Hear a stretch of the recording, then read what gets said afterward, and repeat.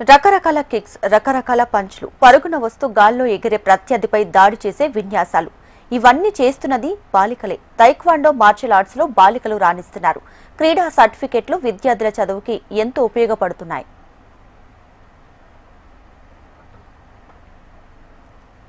యుద్ధ కళల్లో తైక్వాండోది ప్రత్యేక స్థానం. ఆత్మరక్షణలో ఎంతో ప్రాధాన్యం ఉంది. అయితే చాలా మంది పిల్లలు క్రికెట్, హాకీ లాంటి ఆటలంటే ఆసక్తి చూపిస్తారు.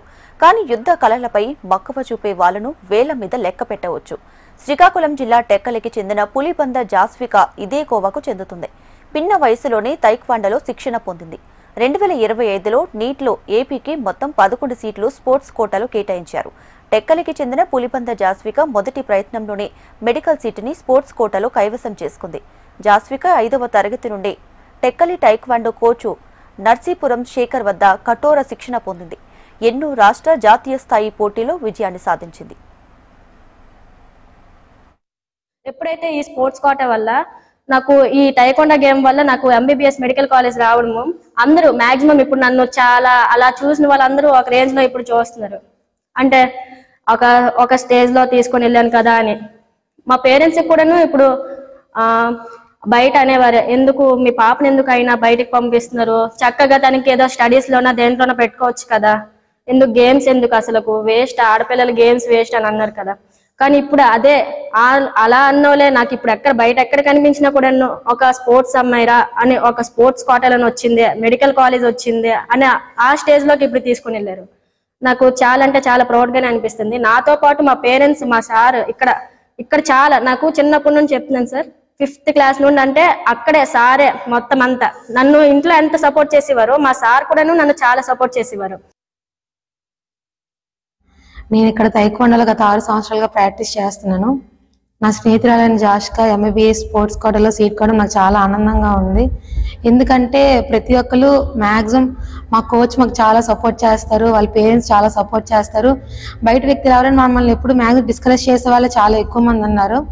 ఇప్పుడు తను ఈ స్థాయికి వచ్చిన తర్వాత ప్రతి ఒక్కరు వచ్చి పొగుడుతున్నారు, కానీ తను పడ్డ కష్టం ఎవరు గుర్తించట్లేదు. స్పోర్ట్స్ ఎందుకు అమ్మా, మీరు ఆడపిల్లలు అనేసి అనేవాళ్ళు చాలా మంది ఎక్కువ మంది ఉన్నారు. కానీ ఇప్పుడు తన స్పోర్ట్స్ కోటాలో ఎంబీబీఎస్ సీట్ కొట్టి ఇప్పుడు తను ఇక్కడ ఉందంటే తన స్నేహితులకు నాకు చాలా గర్వంగా ఉంది.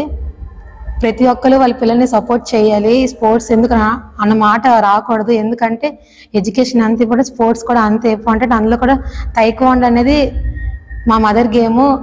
తైక్వాండోలో స్పోర్ట్స్ సీట్ కొట్టడం అనేది చాలా ఆనందంగా ఉంది మాకైతే. Thank you.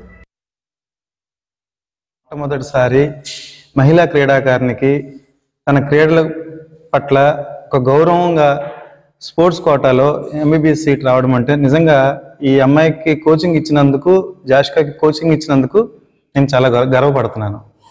రాష్ట్రంలో ఇంకా చాలామంది మహిళలు ఉన్నారు, క్రీడల్లో ఉన్నారు, కానీ వాళ్ళు గుర్తింపు కోసం చాలా ప్రయత్నాలు చేస్తున్నారు. చాలామంది ఏమంటే అపోహ అంటే చదువుతున్న టైంలో క్రీడలు ఏంటి, చదువుని పక్కన పెట్టేసి క్రీడలు ఆడుతున్నారు, దాన్ని క్రీడని పూర్తిగా దూరం పెట్టేసి చాలా స్కూల్లో ఉండే టీచర్స్, చాలా మంది అవగాహన ఉన్న టీచర్స్ కూడాను ఎందుకో మరి పిల్లల్ని గేమ్ నుంచి దూరం పెట్టి, ఎవరైతే గేమ్కి వెళ్తారో వాళ్ళకి పేర్లు రాసి సైడ్ని పెట్టేసి పేరెంట్స్ పిలిపించి క్లాస్ పీకి చాలా చేస్తున్నారు. కానీ ఈ అమ్మాయి విషయంలో కూడా అలాగే జరిగినప్పటికీ కూడా వీళ్ళు ఫాదరు మదర్ ఇద్దరు కూడా వెల్ ఎడ్యుకేటెడ్. వాళ్ళైతే అవసరమైతే స్కూల్ మార్పించేస్తాం తప్ప గేమ్ని అయితే మార్పించమన్నారు. జాస్విక తండ్రి తుఫాన్ రావు ప్రభుత్వ ఉపాధ్యాయుడు, తల్లి లక్ష్మి ప్రైవేట్ స్కూల్ టీచర్. చిన్నతనం నుండి 10వ తరగతి వరకు టెక్కలి ఎన్టీఆర్ వికాస కేంద్రంలో శిక్షణ తీసుకుంది. ఆడపిల్లకు మార్షల్ ఆర్ట్స్ ఏంటి అని ఎంతో మంది చిన్న చూపు చూశారు. చదువుతో పాటు తైక్వాండోకు సమాన ప్రాధాన్యత ఇచ్చేది. జాతీయ స్థాయి పోటీల్లో మెడల్, సర్టిఫికేట్స్ పొందింది. జాస్వికకు ఇంటర్నేషనల్ పోటీలో పాల్గొనేందుకు ఛాన్స్ కి గ్రీన్ సిగ్నల్ ఇచ్చింది. ఇక్కడ నుండి ప్రతి ఏటా APRJC, polytechnic, EAMCET, army, air force, navy వాటిలో స్పోర్ట్స్ కోటా ద్వారా చాలా మంది క్రీడాకారులు లబ్ధి పొందుతున్నారు.